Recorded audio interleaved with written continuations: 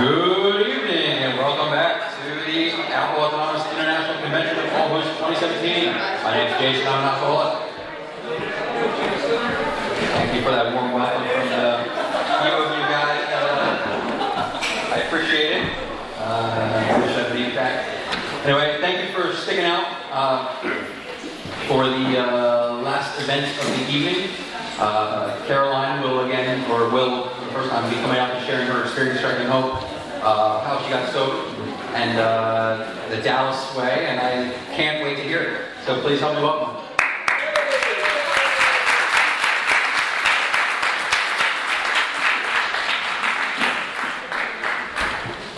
Hello again.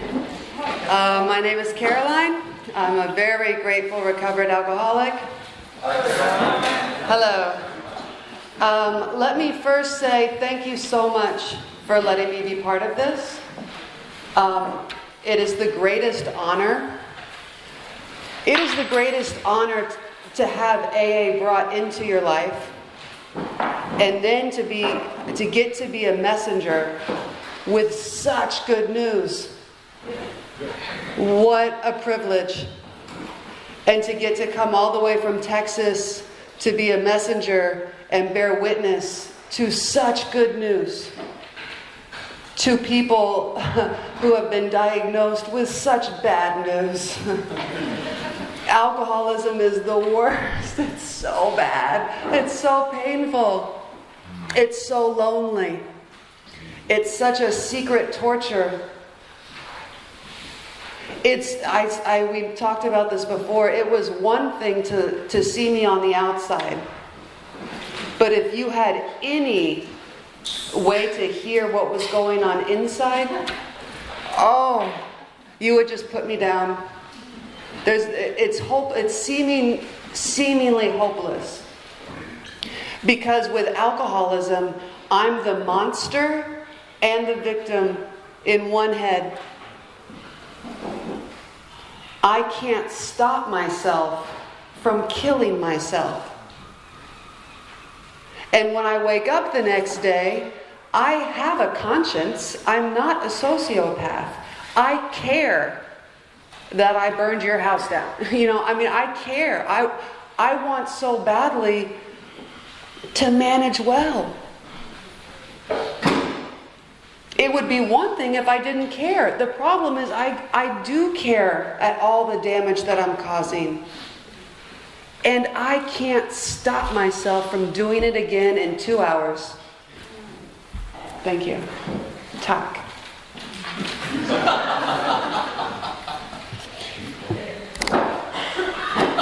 Yeah. So I have. So I'll tell you what happened. I was born in Texas on St. Patrick's Day. My last name is Murphy, so you know the rest. I have a twin brother. He is also sober now.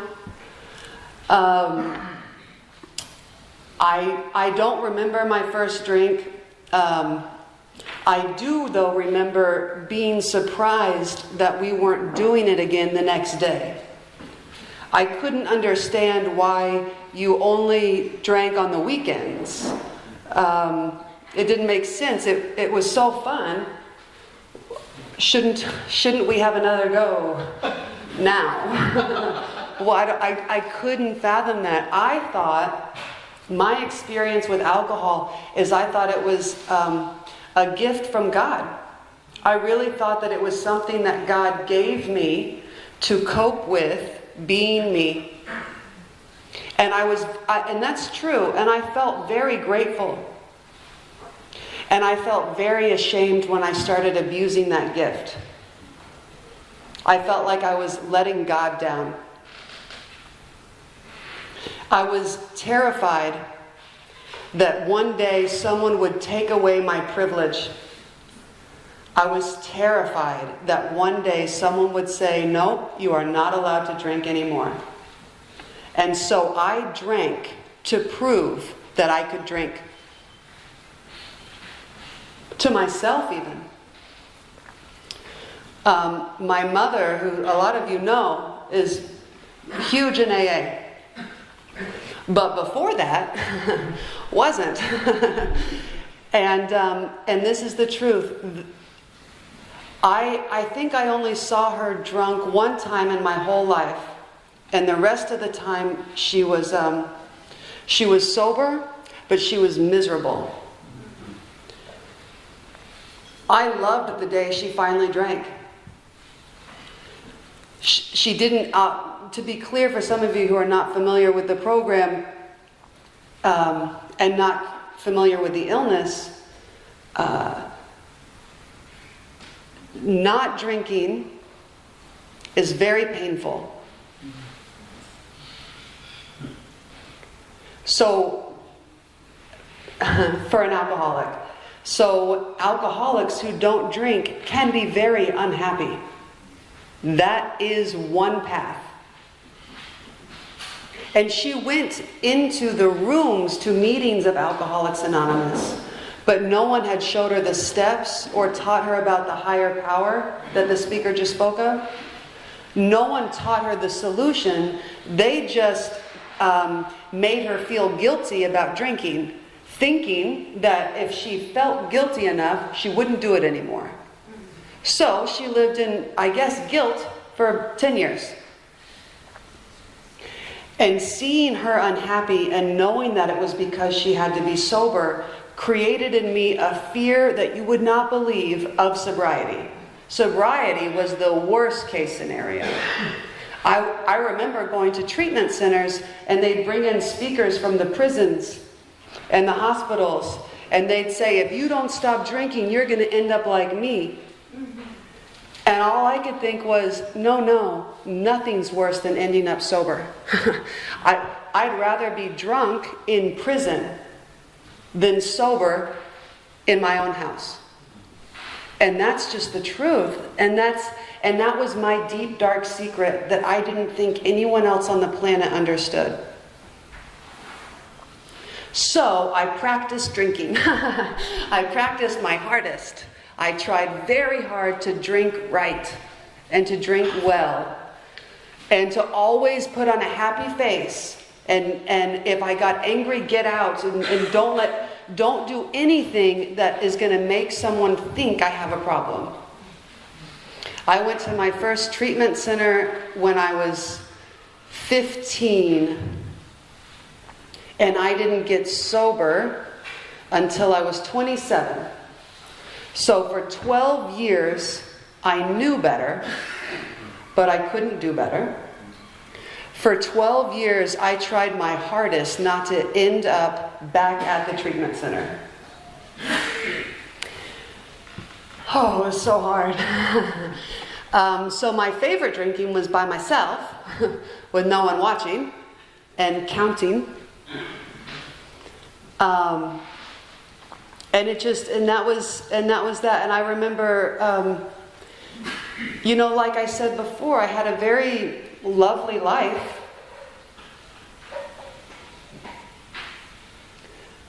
But living was very painful. So it didn't matter that I was at a university getting a wonderful education if living was painful. It didn't matter. I got to go to Europe. And I remember my friends we were in Paris and they were going into the Louvre, and I thought, is there alcohol in the Louvre? Because I'll just stay right here. You guys go and see it. I'm just gonna stay. I mean, I would rather drink than do anything. And I didn't want to do anything if we weren't drinking. That is a very tiny, tiny life when you think about the infinite possibilities of life. It was very small. And I was scared because I knew I was doing something wrong and I couldn't stop myself. And I was ashamed because it seemed sloppy. And for someone to not have self-control is not attractive, and I felt very proud because I was still doing it.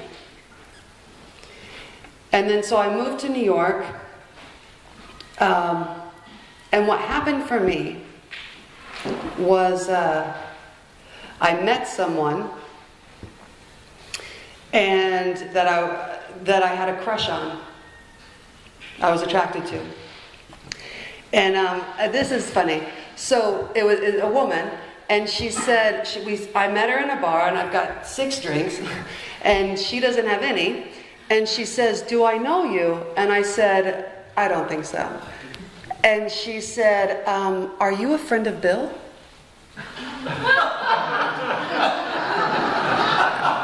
And I knew the language because I'd been to 3 treatments. I knew exactly what she meant. And I said, "Sort of."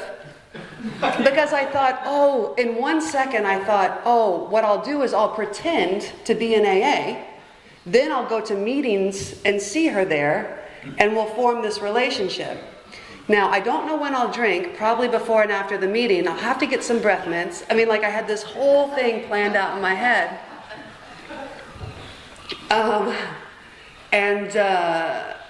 And all I remember is we went, and she didn't mind at all that I was drinking.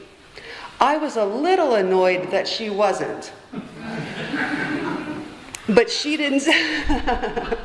That's very irksome. And I remember we sat and we talked, and she seemed completely fine. She wasn't eyeing my drink. She wasn't counting my sips. She didn't seem fidgety. And I asked her, I said, "Are you sure you don't want to drink?" And she said, "Yes, I'm fine." And I was suspicious and very curious and very interested, because I'd never seen that before in my whole life. I'd never seen someone happy and not drinking. And so the next day I left my girlfriend and hitched on to took this woman hostage, and started this relationship. And again, she seemed okay with the drinking she saw me doing. There was a lot of drinking she did not see me doing. And it's very hard to be an alcoholic drinking in a relationship with a member of Alcoholics Anonymous. It is also annoying and irksome. And I remember we would go on these walks through New York City, and I would take a drink beforehand, and that would set off the craving. So we'd get maybe 1 block, and I'd have to go to the bathroom. And, there's a bar right here. You wait, don't come, just stay here. It's not good for you in there. I'll just run in and use the restroom. And I'd go and I'd take a couple shots. I'd come back out. And I kept trying to satisfy the craving. If I just took enough alcohol, I wouldn't need any more because I didn't understand. And then we'd keep walking, and 1 block later, I'd say, my stomach, I don't know, I must have eaten some. Let me just go into this bar and go to the bathroom again. And then, I don't know, an hour later, I'm wasted. And all she thinks is I went to the bathroom, but I'm like, and that was just night after night after night. I didn't understand Alcoholics Anonymous, so I didn't understand that she was free in spite of my behavior. So I thought that I was endangering her with my drinking. And I cared. And I kept drinking. And that was very hard to face. Because she would say things like, "It's fine, just don't bring it over to my house and drink it in my house. We can go out and stuff, but don't sneak alcohol in my house." And I said, of course, who would do such a thing? That very night, little bottles in my, I started to wear pants with pockets on the side so I could keep all of my little bottles, and I'd have to walk and hold them in place so you didn't hear the clanking. It was just a mess. It was so difficult. It was very hard. It's hard to be an alcoholic. So we had this, I also had gotten mixed up in some other substances. And that was where she felt strongly she didn't want to be in a relationship with someone doing that. And but let me say one other thing before I go, because that's getting into my AA moment. But I mentioned before I studied religion in college. My whole life, I had a relationship with a higher power. That was not new to me. But that's why I was confused about AA, because not only did I study religion, I studied them all. I thought it was important to be a master of all of them just in case one was the right one. You know, like I wanted to cover all of my bases. I wanted to know everything about the universe. And the truth is I loved God. I really did. That was my experience growing up. It was very painful to think I was disappointing God every day. That is a hard weight to carry. And in my experience, I was disappointing God every day. It didn't matter how many scriptures I read in how many languages. I couldn't do it sober.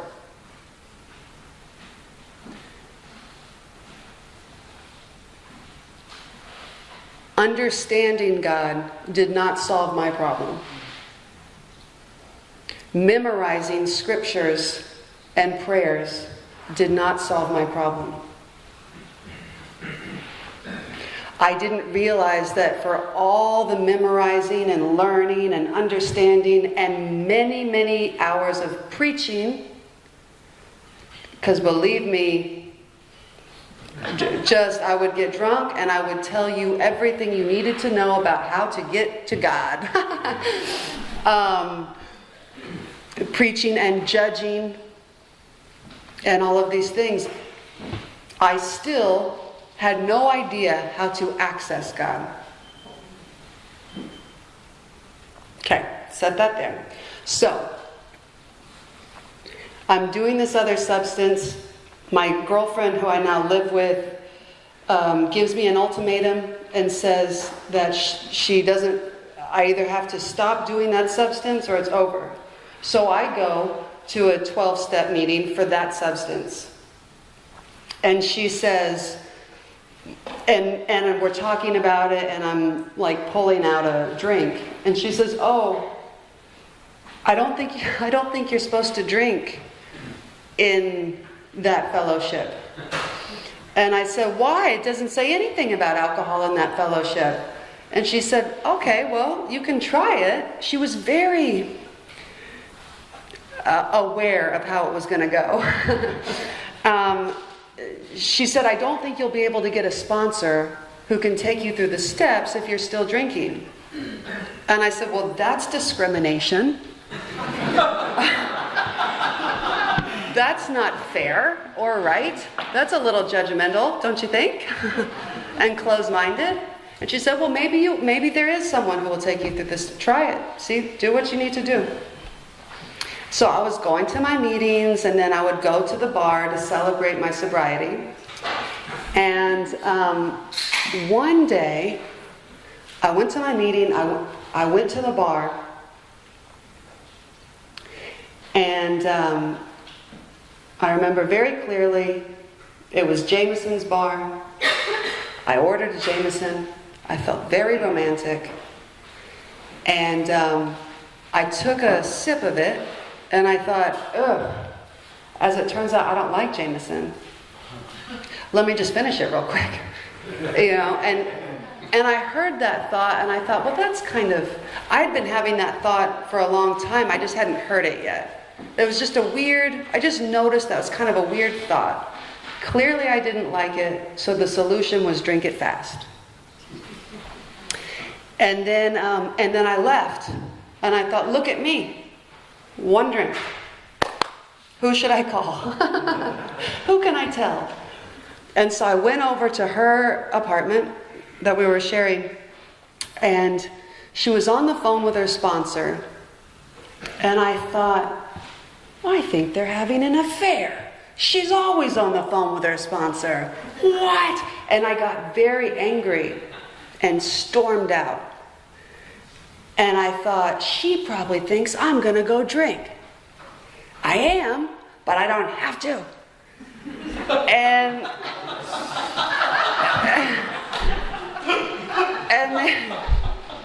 And so I stormed out. I'm walking down the stairs, and I think, in fact, I don't even want to. So I can. I thought that what I was trying to accomplish was not wanting to drink anymore. And as soon as I didn't want to drink anymore, I wouldn't. A strange thing about alcoholism, there are plenty of times we do not want to drink, and it means nothing. I drink whether I want to or not. But in this moment, I thought, I don't want to drink. That must mean it's safe to drink. And then I thought, no, I actually don't want to drink. I don't want to drink. I don't want to have to drink. I don't want to drink. I don't want to drink. Maybe white wine. No, I don't want to drink. No. And my feet wouldn't stop going down the stairs to the bar. And I was saying, no, I don't want to. And I couldn't stop myself. For the 2 millionth time in my life, I couldn't stop myself. And for the first time in my life, I told the truth, and I said, Dear God, I think I know you don't want me to drink, but I cannot stop myself. So if you really don't want me to drink, you have to do it for me. And that's not because I read that somewhere. That was just the truth. I finally had my epiphany.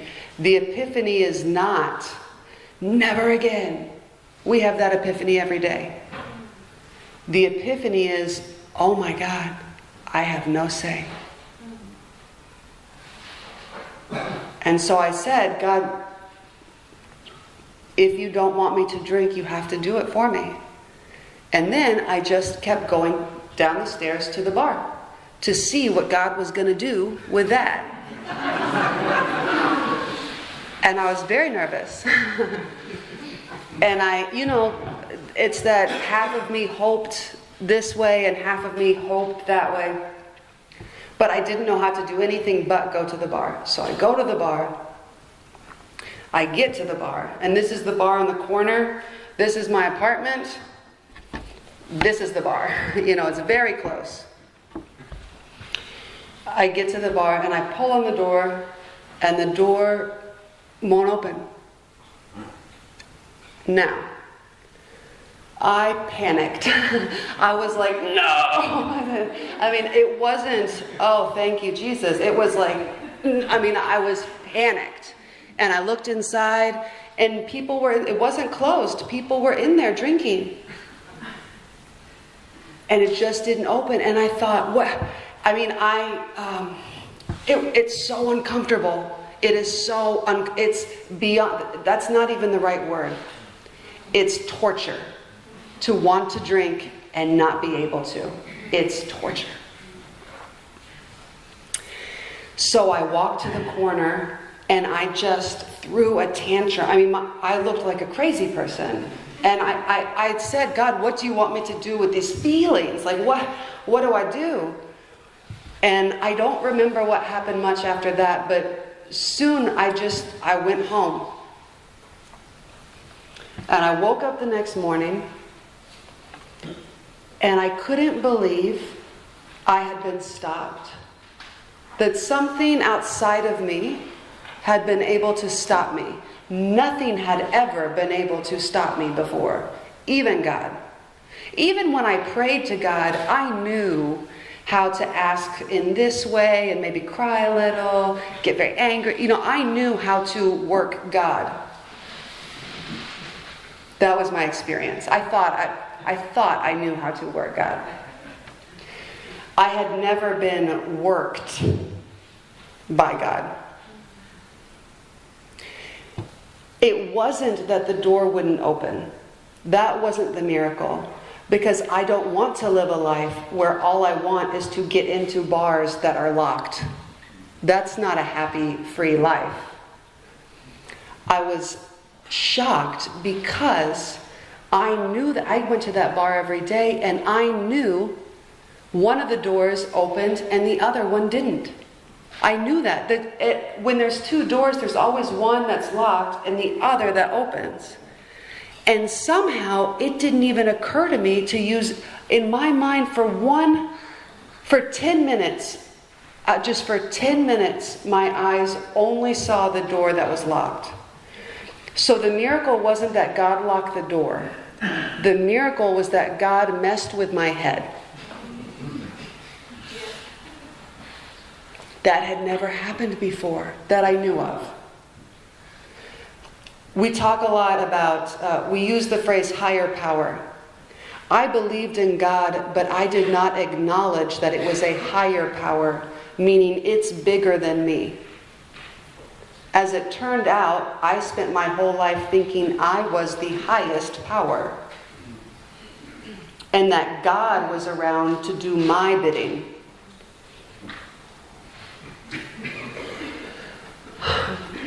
So, for 10 minutes, something messed with my head. Not just because I didn't try the open door, but because this was New York City. Like here on the canals, there are bars on, this is Irish pub row. So it's like Smitty's and O'Houlihan's and Murphy's and Jameson's and Whiskey Row. I mean, it's just Irish bar after Irish bar. And on my way back to my apartment, I didn't remember that they existed. Now, let me be clear. This was my experience, and we all have miracle experiences. So I hope this doesn't sound too made up. This is just what happened to me. For one night, if I had remembered and noticed those other bars, I would have had to stand in front of each one with a devil and an angel and gone to war. And the devil would have won because the devil always did when it came to alcohol. So for one night, I was freed from having to have spiritual warfare in front of every bar or a moral dilemma in front of every bar. The choice was taken out of my hands for one night. That's what I was so in awe of. So the next day, because of that, because I had had an experience, just a tiny experience of something bigger than me doing this for me, on foot, I ran to an AA meeting, not chasing sobriety because I was still afraid of sobriety. I was chasing this power that was going to do it for me. And that was a very sincere and authentic chase because I was scared of sobriety. And even more so, I was scared of the choice being given back to me because I can never choose right. I never had before. So I ran to a meeting and I said, I need a book. And they said, well, and they literally handed me to a woman to be my sponsor. And I just said, okay. And she said, you have to talk to strangers. And I said, okay. That's like the hardest part of AA is talking to strangers for us. And here's the book. And I said, okay, great. And I didn't even, this is because I had gotten a taste of what the solution is. You couldn't stop me from reading this. She didn't have to tell me to read it. I was desperate to find out where to get more of that power. And I started on this page because I didn't want to miss it. Maybe it's in the foreword. I don't know. I hadn't read it yet. So, I page just line by line. And I saw things in here that I had never heard before. Like the rocket being rocketed into a fourth dimension of existence. And I thought, oh my God, that's the best kept secret in all of AA. Why don't we talk about that more? Talk about revolutionary experiences. No one had ever told me that anything would be revolutionary. And that's what I needed. I didn't need a babysitter. I can outsmart any babysitter. I outsmart myself. I need something to revolutionize my mind. I want to not need a babysitter. It talked about a psychic change. And I thought, yes, I need my psyche to change. I need everything about me to change. What's going to do that? Before this moment, just me by myself with a book on a subway. Just me, myself, and a book. Before that moment, I thought that I was supposed to go to a meeting every day, and if I was sad, take you hostage with my sadness and hope to feel better. And if I didn't, I had to stay for the next meeting and do it again. And if that didn't work, I had a list of 200 names to call, just all night long. I'm sad. Help. And nothing changed. There's nothing revolutionary about sharing my sadness to a group of people. I've been doing that for 27 years at the bar. I needed something revolution. I needed to be taught how to do everything the opposite. In the third step, we talk about not the bondage of alcohol, but the bondage of self. Alcohol had been relieving me from the bondage of self. The Al-Anon speakers did a great job describing the bondage of self. I need you to act different, look at me different, speak different. You need to get a job. You need to eat something. Just everything. And no one would do it right. And the only thing that gave me any relief was, okay, I guess let me just drink. Worse, I wouldn't do it right. So, okay, let me just drink. Let me drink fast enough so I don't notice I'm drinking.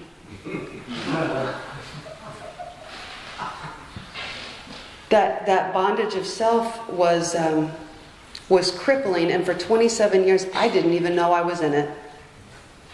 I thought I was doing as good as anyone could be. If you asked me how I was doing, I would say, great, thank you. In fact, let me give you some advice while we're at it. So I also had never, in my bondage of self, I had never done something very uncomfortable before. I was limited by what was comfortable. So, for example,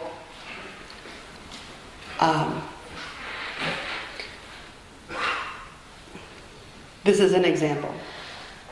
The book never says 90 meetings in 90 days. I don't know where it came from. But the group I went to told me I needed to do 90 meetings in 90 days. And I, for the first time in my life, was not going to argue. For the first time. For 90 days in a row, I thought I had too much work to get to a meeting. And for 90 days in a row, I went anyway, and I watched God take care of the work. For 90 days in a row, I practiced actually my belief in God. I didn't just sit and think about it over some whiskey. I actually practiced it. I remember the first time, there was one time when it was like the 87th day. So I was so close to getting an A on the assignment. And I had a deadline, a work deadline, and I thought, I can't let my work down. But it's 87, I'm so close to 90. I think God wants me to go to this meeting, but I can't see how it's going to work out. Which, welcome to the future in AA. So, without knowing how I was going to be able to manage and control it, I went into the meeting. And then when I came out, I had a message on my phone saying the deadline had been extended.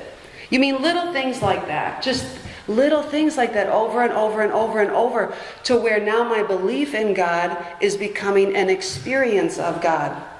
And now I'm becoming more interested in God and experiencing God than experiencing me. I had spent 27 years experiencing me.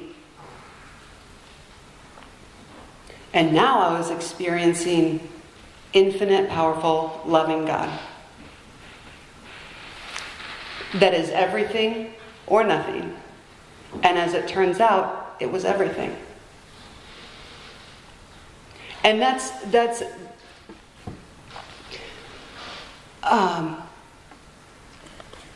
we find ourselves throughout the world.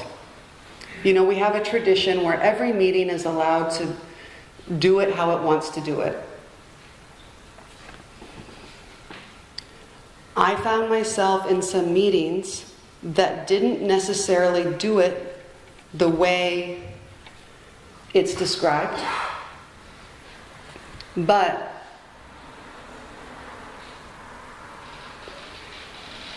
not even that could stop me from this. My freedom is not in anyone's hands. It's between me and God. And the only thing standing in the way of me and God is not bad sponsorship. It's my own self-will.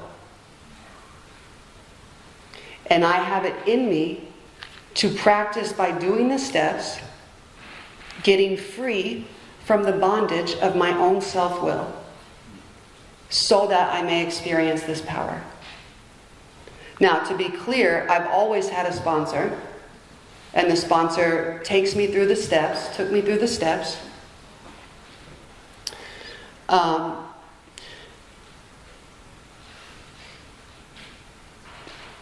Where I got sober, they had a funny rule. And this is a common rule. It does not come from this. It just is a funny rule that you're not supposed to sponsor until you have a year. It's sort of the opposite of what's in this. But I was being humble and following the rule. And I remember I called my mom, who at this point had discovered the program of Alcoholics Anonymous, had gone through the steps, had a spiritual awakening that would blow anyone away, and has since become the happiest, freest person I know. She's just basking in the sunlight of the Spirit. So I knew who to sort of talk to. And she called me one day and she said, how's it going? And I said, it's great. I'm on my 4th step. And she said, you're on your 4th step? You have like 8 months. And I said, oh, no, I'm fine. I feel fine. And she said, I don't care how you feel. This isn't to fix how you feel. Alcoholics are dying and you can't help them until you get through the steps. And what do you mean about how I feel? Well, And then it occurred to me that, not in that moment, it took some time to really understand what she was saying. I'm not doing this for me. That's still the bondage of self. I'm doing this to get free of me. And the faster I can get to helping others, the faster I get freer from me. And I said, but Mom, I'm not allowed to really do anything until I have a year. And she said, says who? And I said, the people, all the people. And she said, well, then you lie about how much time you have. She said, just add a year to whatever amount of time you have. And I thought, but rigorous honesty, Mom, rigorous honesty. Well, I don't understand. Black and white is turning gray. It doesn't make any sense. I'm so good at black and white. Just give me the rules. And the truth is, she was right. I thought about it, and I thought, if I was dying from cancer, and the doctor couldn't see me with the cure for a year, just because of the rule, then let me go to hell for lying.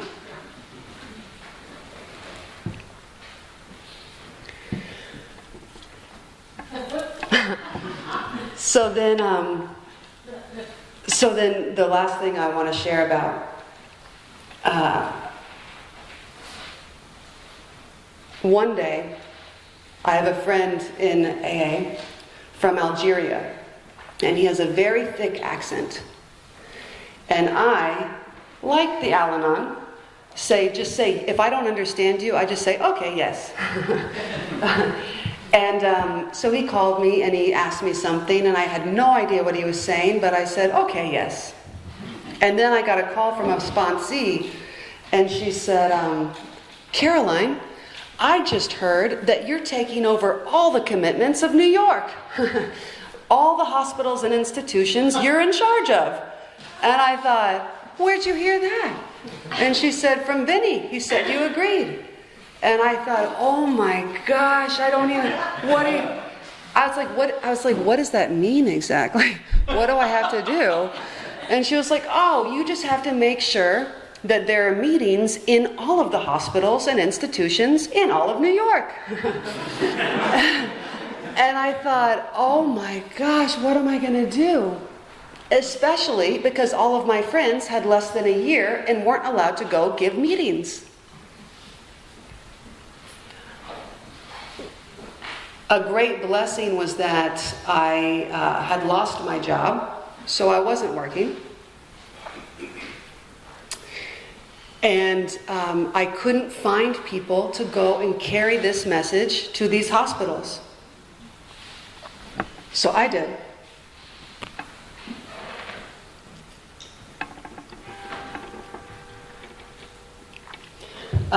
Sometimes 2 or 3 in a day. And for the first couple of weeks, I misunderstood the assignment. I thought I was just supposed to go and make people laugh for an hour. Maybe tell some funny stories about how drunk I was one time. And a week into it, I got so sick of hearing me talk about me. And so aware that nothing I was saying was in any way going to stop these people from dying. And I started to share the message that I had had a spiritual awakening as the result of these steps and what that looked like. And I started to talk about what the illness of alcoholism really was, because every single one of those patients said the exact same thing. Thank you so much for coming. I'm never going to drink again. And then 2 weeks later, at the next hospital, who was there? It was just a revolving door. And every time they left, they meant it. They would pass a lie detector test. They meant it. Thank you so much for sharing. I will never drink again. And that means nothing, even when we mean it.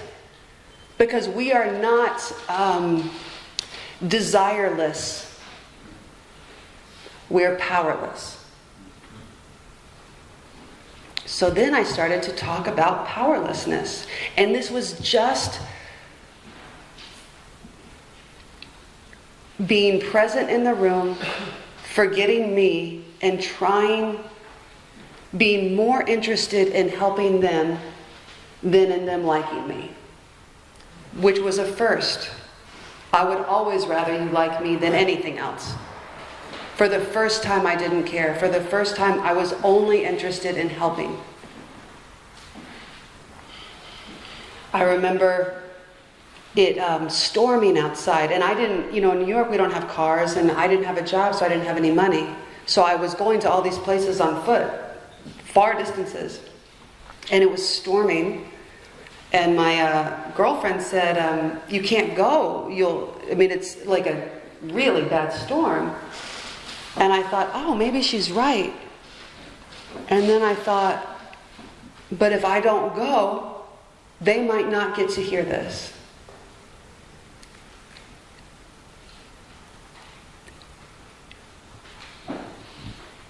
It doesn't matter if it's raining or not raining. To be free from the bondage of me, even in a storm on the street, is everything I've ever wanted. I was drinking to be free of me. And now here I've been given a ladder to freedom from me. And I have to just say, the progression of my freedom was a progression. It wasn't just... And I was happy not drinking, but for a long time, I secretly wished I picked up the wrong drink at a bar. Do you know what I mean? Like, I secretly wished that when I went out with my friends and they got whiskey and cola, that I might just accidentally pick up the wrong one. And that worry, I wanted to be freer than that. And I have to say, when I started carrying this message, that's when my freedom came. And it didn't hit me like a drug. It's just something I noticed. Because freedom is not a feeling, it's a state of being. So you don't notice it when it hits you because you are it. And I noticed, oh my goodness, not only do I not need a drink, I don't need to be anyone else, be with anyone else, be anywhere else. I became more interested in God than me, and that's the greatest gift any of us could have. I adore this program. I'm so passionate about it. And again, to be given the opportunity to communicate any of this to anyone who might be suffering is the greatest blessing. So thank you so much.